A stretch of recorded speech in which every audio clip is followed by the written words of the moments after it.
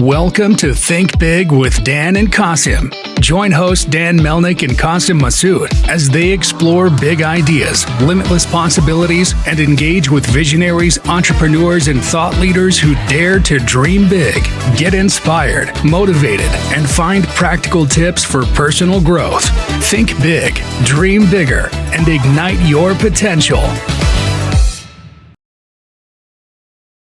Welcome to Think Big with Dan and Qasim, and our guest today is Phil. So Phil, if you want to go ahead and introduce yourself, tell us where you live and what you do.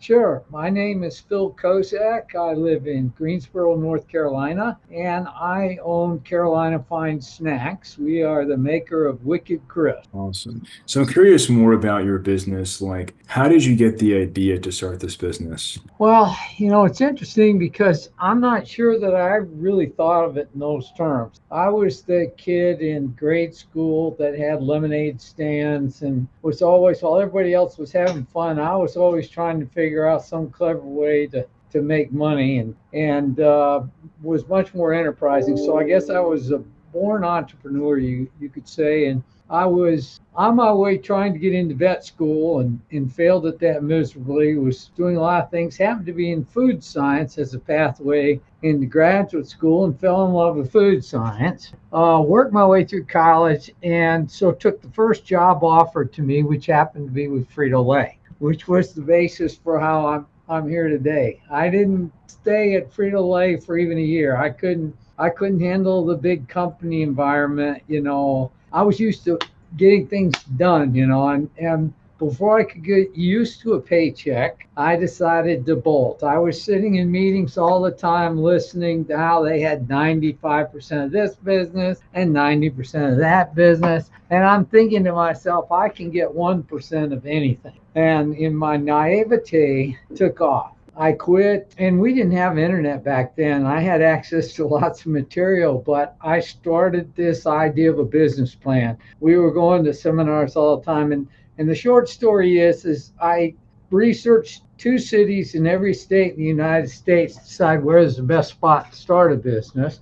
In the end, I could have probably thrown the dart at it, but it was Greensboro and LA ended up, I had all these criteria and it was all a bunch of nonsense at the time, but decided to start, and I literally packed my bags and moved to Greensboro, North Carolina, having never been there before. With a couple $100, I'd sold a business plan to a guy and had a couple of folks with me, and we started frying pork skins in a little 1,500 square foot bay, and thought we were doing really great. Shortly after we got started, the bottom fell out. Back in those days, all of a sudden companies, there were some trade laws that changed, and suddenly companies were paying for space on the shelf and doing things that we'd never heard of before. And all the while, I had been going to different local stores and selling our pork skins, and we were making cheese curls too. We really knew how to make cheese curls. And that all fell apart because suddenly people, I think Anheuser-Busch got in the snack business, and PepsiCo and Anheuser-Busch were doing this all day. Companies were folding like flies, and I barely had gotten started. Stores wanted $1,500 a foot per store to do business all of a sudden, and we didn't have any of that kind of money, and I was in the process of about to fold and hanging on by a thread, and got a telephone call one day from a friend of mine in Texas saying, hey, this company wants to get into the diet snack business, Weight Watchers. You may have heard of them. And nobody can make what they want. And I thought of you. And here's what they're looking for. So I started sending off samples. Next thing you know, I'm getting a call as I'm turning off the lights, Dan, what I think is going to be the last time. Can't pay the rent, can't do anything. I get a call from Vice President of H.J. Heinz, who says, who are you? And I explained who I was, and he said, well, you've been sending us this product. We've been trying to get into this market, this diet snack market, forever, and nobody can do this, but you do it every time. That kind of reinvented us. They flew in and they didn't leave. Here we had this tiny little 1,500 square feet, was our factory. And they flew in, signed contracts, and the next thing you know, we were developing products for Heinz and Weight Watchers. We literally launched them into the snack business. Wow. Nobody was doing it back then. And we were in this tiny little place. I was working 2 shifts, 20 hours a day. We had all kind of goofball stuff going on, but it was a real change. Over the course of the next couple of years, we developed and launched almost 30 products for them internationally. And we would start producing them in our tiny little plant. And we'd say, we really need to grow out of this and blah, blah, blah. And they say, no, we don't think this is going to last. This is just going to be a fad. This will be over before you know it. And we don't want you to go out of business. So don't do anything special. So that was kind of the beginning of who we started reinventing ourselves. People would leave Weight Watchers. It wasn't a fad. It started to grow. And that first stuff was awful, by the way. Everything we made was terrible. And it was because nobody really believed these were products that were going to last. They said, no way is this going to take over the snack business. So anyway, but eventually people started leaving Weight Watchers and going to other companies like Physicians Pharmaceuticals, LA Weight Loss, Nutrisystems, Access Business Group, Amway. And every time they did, they came back to us and wanted us, we were everybody's best kept secret for the longest time. So between, I would say, 1988 and 1995, we developed and launched over 200 products internationally. Wow. For companies all over the world. And we were still doing it out of 4,000 square feet. It was like nobody, because everybody kept saying, no, this is going to go away. And he meant, now make this truckload in 2 days and then we'll call you if we need you again. Right. So this kind of became what we were about. And it defined my life. We were buried. In the meantime, it was interesting. One of the things we made early, as I mentioned, was pork skins. And we happened to, George Bush Sr., then President George Bush, was running for office and happened to be coming through North Carolina and had found our pork skins at some local shop. And he was a pork skin lover. Who knew? And the next thing I'm getting calls from the White House. Cameras. I'm going, no, who is this really?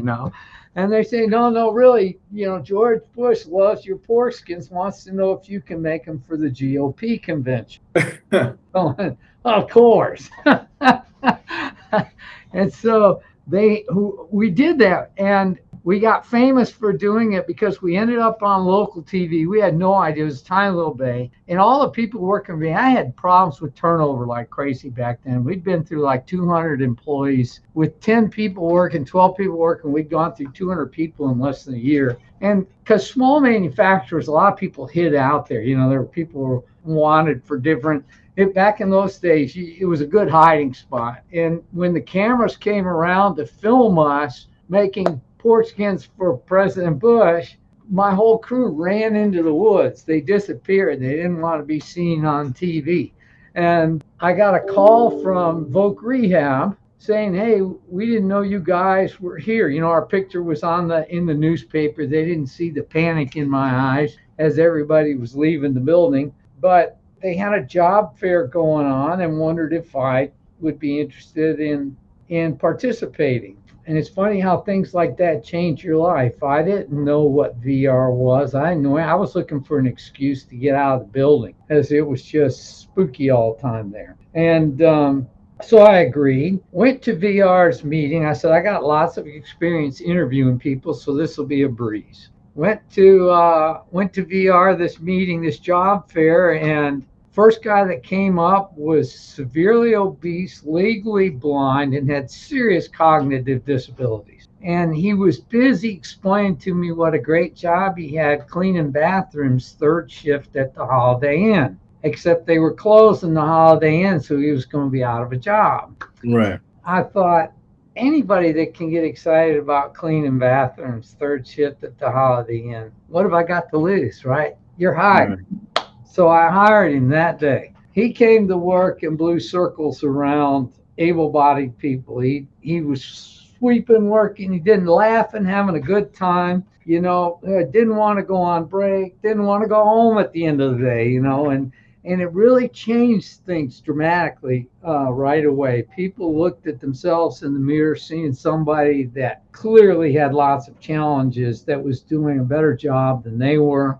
And they either at that point quit because they couldn't handle it, or they ended up shaping up. Every time they quit, I just called VR up and said, send somebody else down. So within 6 months, over half our staff were people with special needs. Wow. And that has never changed since then. Amazing. Our crews, the people that make our products today, now we've got 2 factories, 30,000 and 15,000 square foot, 5, 6 production lines. And these are all handled with individuals that aren't supposed to be employable. And I love that. It's awesome. they make huge money. So, the journey, Dan, has been profound because they're also the reason Wicked Chris came along. I was one of those guys that just working all the time, and I woke up one day and realized I wasn't getting any younger. And the contract manufacturing business, where I was making for all these different companies all the time, is a roller coaster. These things have 3 and 4 year lives, and then they move on to something else. And I have accounts that I've run with for years, but 15, 20 products over that time span. And I realized that I owed it to my crew to do something more sustainable. And so I kind of kicked back and realized that if I don't launch a brand, that the clock is ticking. We have over 30 families that are in need of this job that in many cases no one would hire. Some of them are second generation now. And so I made a hard decision back in 2016 to hawk it all off again and start over and launch a brand, which was everybody's going, what are you doing? What are you thinking?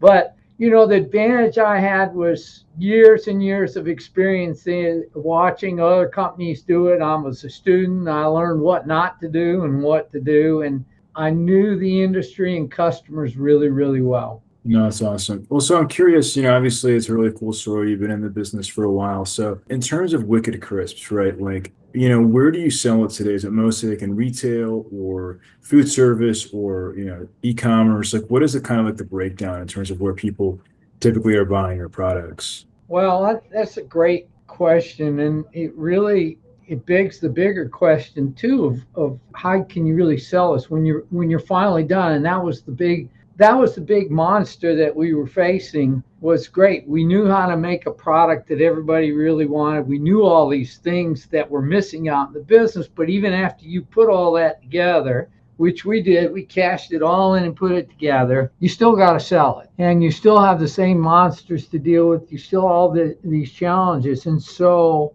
it started at the first bait shop and beauty parlor. And it was, fortunately I came up old school and I knew we're going to get in the car, we're going to go down the street and we're going to sell it to the first store. We're not going to end up in these 1,000 store chains the first week. We have to build the story. So that in and of itself was a long process. It started regionally in small stores where I would literally go out and call on accounts all day and we'd come back and sell them.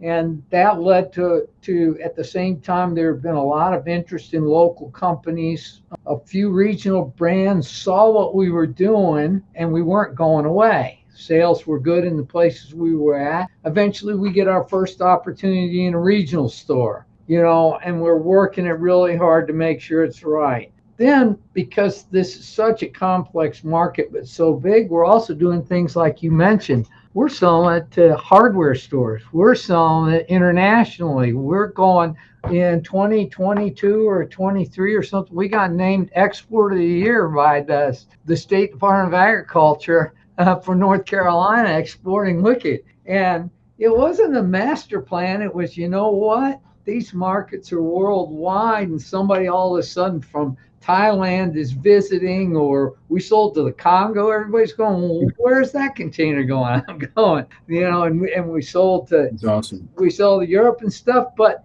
it's hustle, Dan. It's really figuring out those markets and doing the heavy lifting to pull it off. So now e-commerce is becoming a bigger and bigger part of our universe. And that's been a learning curve. I'm an old school guy and it's not easy for me, I still can't text while I'm talking, that kind of stuff. So we're doing a lot more with e-commerce, building one platform at a time, learning from those. There's some platforms that are really great for us because they expose the product to a lot of stores that are 1 and 2 store chains. So they Right. can't buy. So we're selling around the world through one platform that just sells to other businesses. That's awesome. It's 40, 50 cases a day, but that's excellent. It all adds up. Yeah, I mean, and especially, in these different markets, like, it's always interesting. I think internationally, I mean, if you're able to, sell into these different countries, it's super unique. So, I mean, obviously I interview lots of people and I haven't heard of people selling into some of these, like, obviously you have Europe, you have, Canada, I mean, places like that. But in terms of like Congo, for example, But yes, the Pacific, we're in the Pacific Rim and some spots you can't even imagine. And we just got off of an earlier call today from a couple of companies in Central America and South America. It's interesting because I get asked to help other small companies talk about ways to do this. It's not magic. It's really, you have to be a student of these trades and recognizing all things are possible if you're willing to put in the work, and Exactly.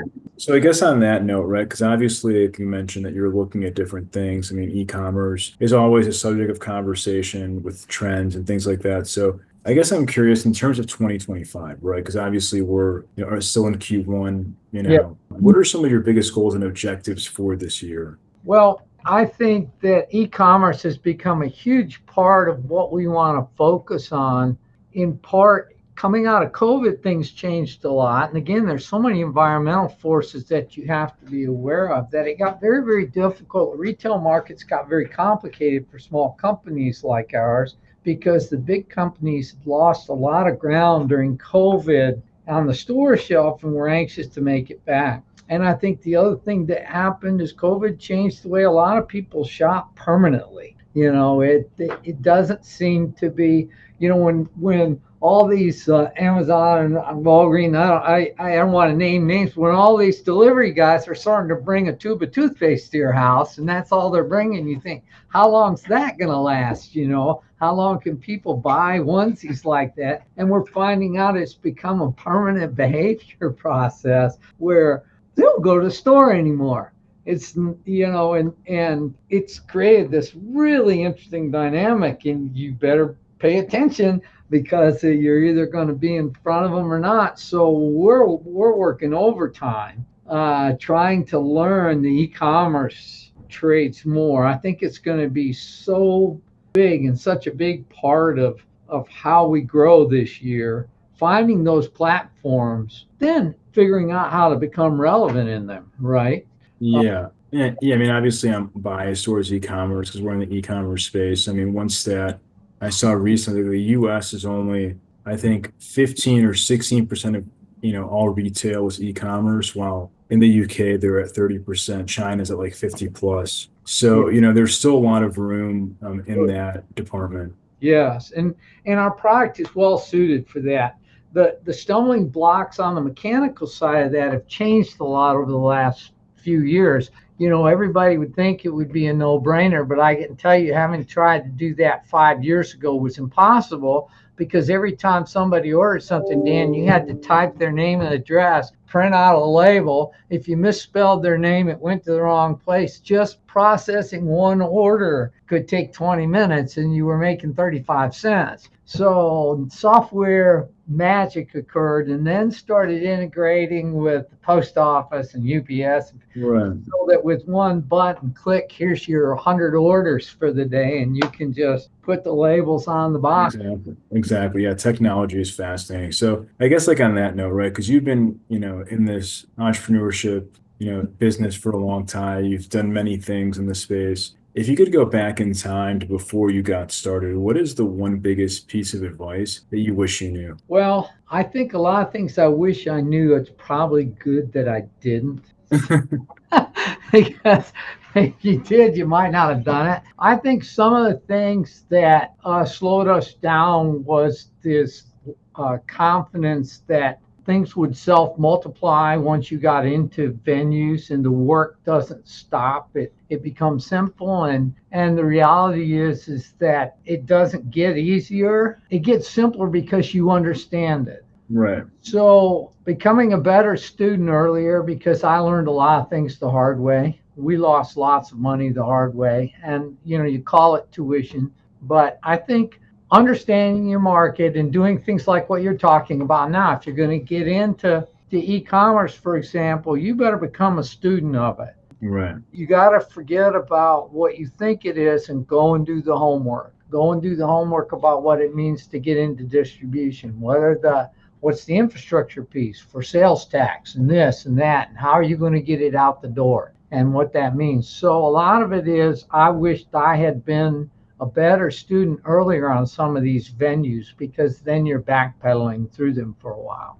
Right, that makes sense. Well, that's really good advice. So if somebody watching this wanted to reach out to you or wanted to buy some Wicked Crisps, what's the best way for somebody to do either one of those two things? Well, anytime they want to reach out to me, I'm an open book. I love talking to people. I help a lot of students now that are in entrepreneur classes and all that. So they can reach me through my email, through LinkedIn.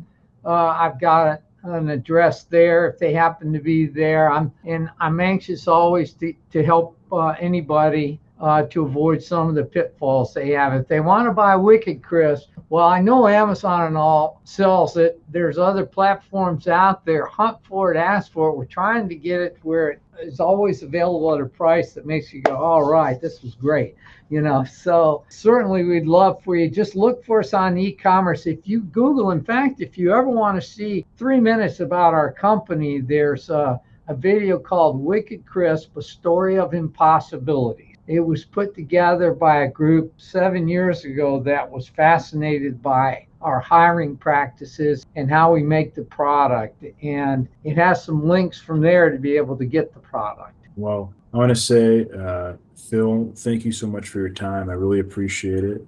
And yeah, best of luck in the rest of 2025. Thank you. It's my pleasure. It's always a great pleasure to talk to you. And thanks for the opportunity. Of course. Take care.